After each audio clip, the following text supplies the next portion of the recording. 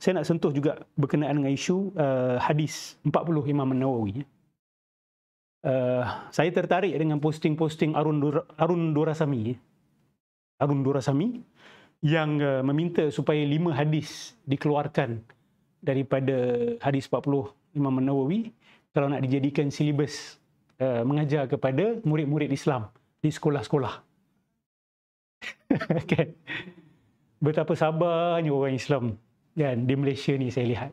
You are very patient bunch of people.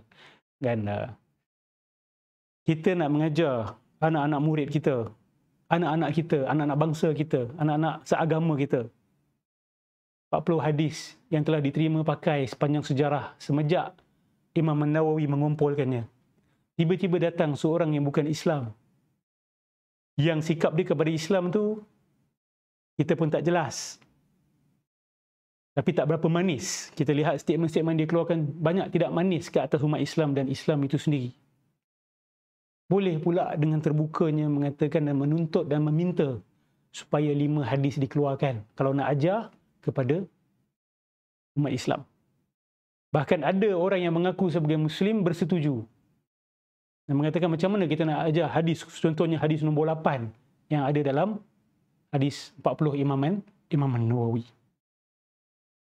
Okey. Saya lihat ramai orang sudah respon isu hadis 40 ini. Saya cuma nak tambah-tambah poin yang insya-Allah boleh membantu mengukuhkan pendirian umat Islam bila kita nak defend hadis 40 Imam An-Nawawi ini. Okey, hadis mana yang menjadi isu? Rasulullah SAW pernah bersabda, hadis ini sahih, umirtu an uqatilan nasa hatta yashhadu an la ilaha illallah. Aku diperintahkan untuk memerangi an-nas. An-nas ni kalau kita nak terjemah sebagai the people. I am commanded to wage war or to fight against the people. Al dekat situ merujuk kepada takhsis, satu kumpulan khas, satu kumpulan tertentu, bukan semua manusia. Okey? Hatta yashhadu an la ilaha illallah. Sehinggalah mereka bersaksi bahawa tiada Tuhan melainkan Allah Subhanahu wa taala. Jadi kalau baca sekilas, saya tidak nafikan, kalau baca sekilas tanpa lihat syarah, tanpa belajar agama Islam dengan betul, tanpa bertanya para ulama, memang boleh bawa kepada rumusan kita harus berperang dengan semua orang sehinggalah mereka masuk Islam. Dan memang ada orang Islam tinggi percaya macam tu pun. Anak-anak muda yang jahil di sebahagian tempat yang mengikut aliran-aliran yang radikal, diorang suka guna hadis ni. Bagi mereka, hubungan kita dengan orang bukan Islam sebenarnya adalah hubungan peperangan sehingga mereka masuk Islam. That is the only relationship that we have with non-Muslims. Ada? Do you raise your hand just now? Oh, tidak. Ada orang yang berfikiran macam tu. Tidak ada perhubungan kerjasama. Siap kata ayat-ayat yang macam mengizinkan kerjasama ni semua sudah mansukh. Sudah terbatal. Dengan surah Taubah.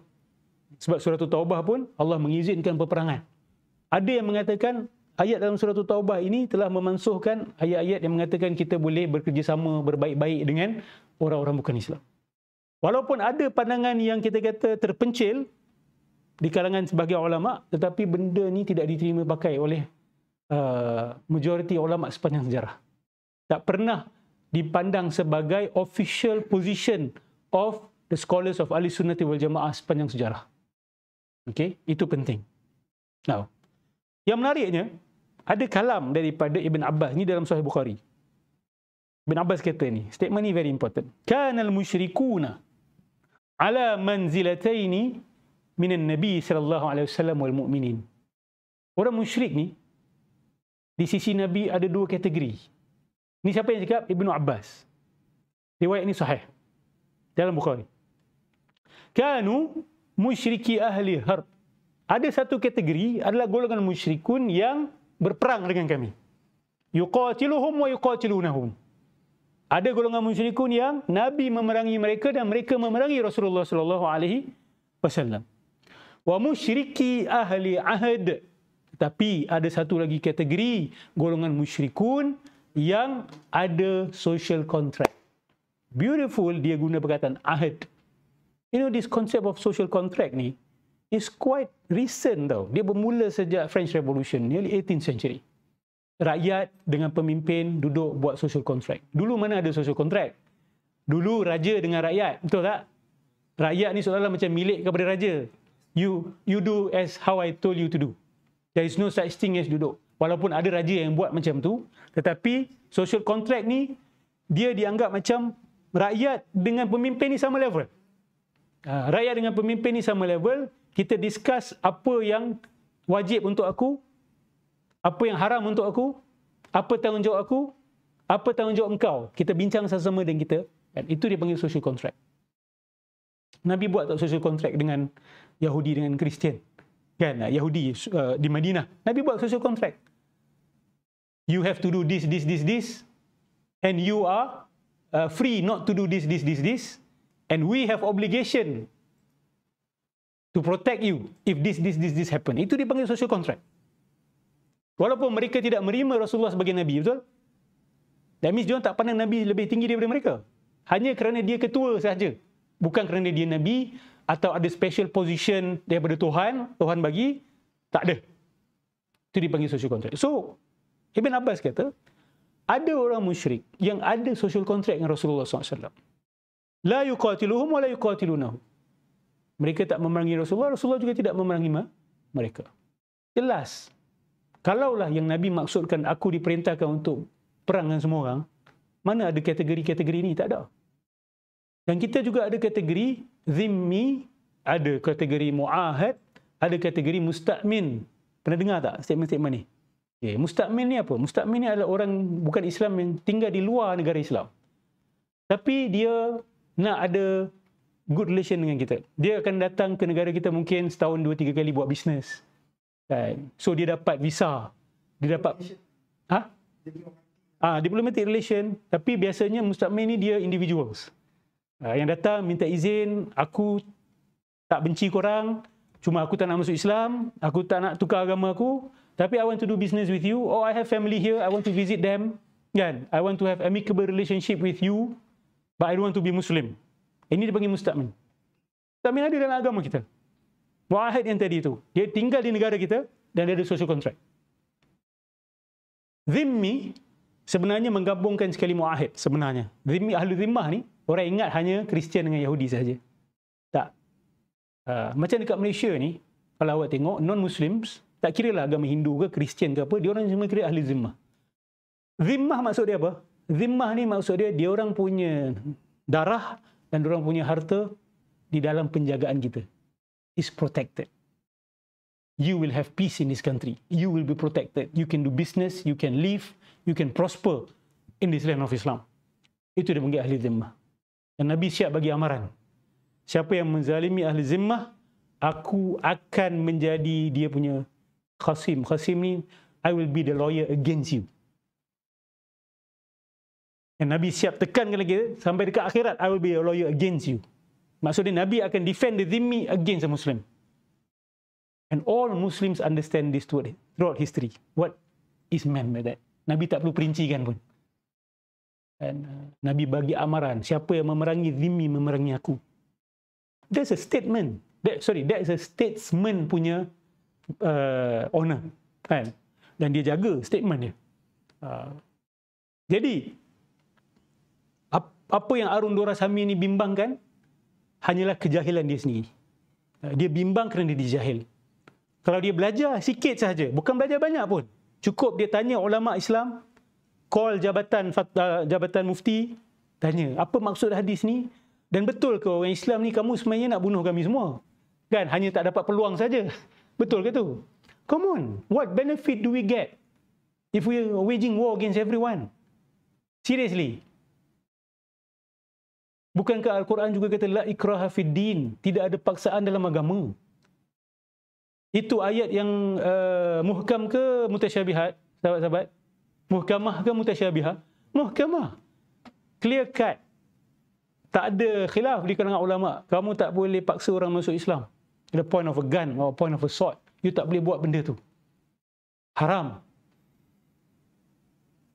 So, kita tak boleh paksa orang masuk Islam. Tapi kamu anggap kami kena memerangi semua orang sehingga mereka masuk Islam. Kan contradiction tu. Itu baru total contradiction. So, you should come to us and say which one is your position actually. Kamu nak paksa kami masuk Islam ke? Jujur.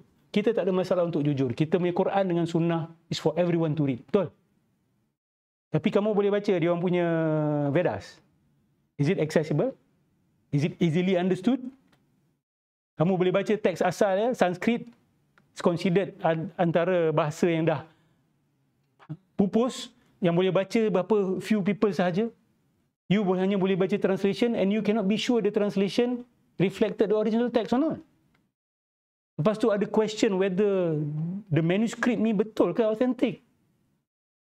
You ada sanad tak daripada penulis asal dia? So ada banyak question. Tapi Quran dan Sunnah is there in the open. Anyone can access the Quran. A non-Muslim can just type a verse, chapter number 3, verse 4 of the Quran. Keluar. Apa bahasa pun dia akan keluar. Kalau dia tak, aku tak percaya ni translation ni, aku rasa orang Islam manipulate ni untuk nampak baik ni. Okay, you can go to the Arabic. Dan, tapi I don't know Arabic. Okay, you can learn Arabic. You can go to the dictionaries. It's accessible and it's easy. And you can go and ask the scholars. Dan tak ada khilaf tentang Quran. You tak akan ada masalah. Ni version Quran yang mana aku nak rujuk ni? Kan?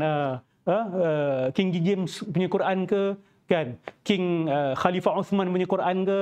Kan? Khalifah Umar bin Aziz punya Quran ke? Ataupun Sultan Mahmud Mangkat di Julang punya Quran ke? Versi Melayu ke? Tak ada. You will not have this problem. So we have nothing to hide.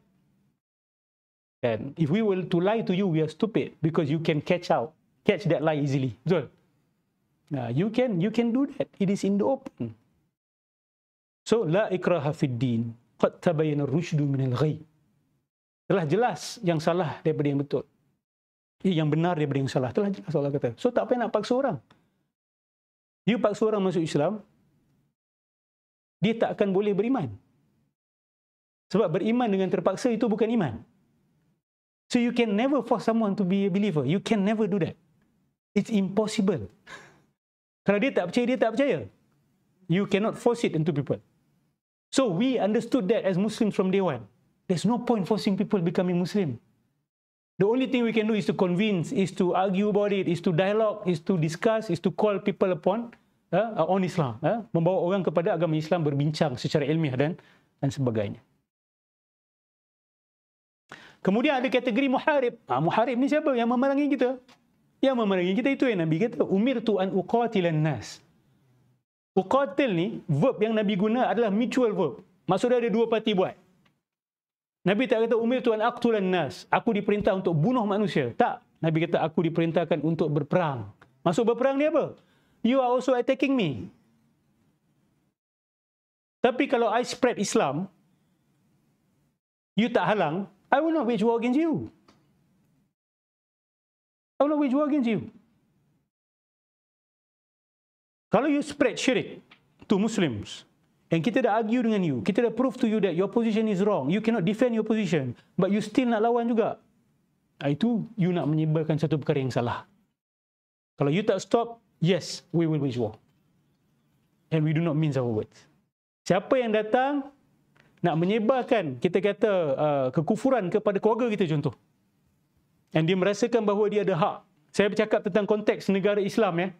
I'm not talking about any other non-Muslim countries. I'm talking about Muslim country yang ada di dalam undang-undang dia, tidak boleh kepada orang bukan Islam untuk menyebarkan dakwah agama bukan Islam tu kepada orang Islam. Tapi kalau ada yang berdegil buat macam tu, insya-Allah di negara Malaysia ni ada undang-undang ke atas mereka. Maksud dia, itu berlaku uqatil. Maksud dia kamu nak melawan, kamu nak bergaduh. You want to fight. If you want to fight, we will fight. Sebab bagi kami prinsip adalah penting. Kita orang Islam ni bukan jenis tak apalah. Kau nak rosakkan akidah aku, rosak je lah.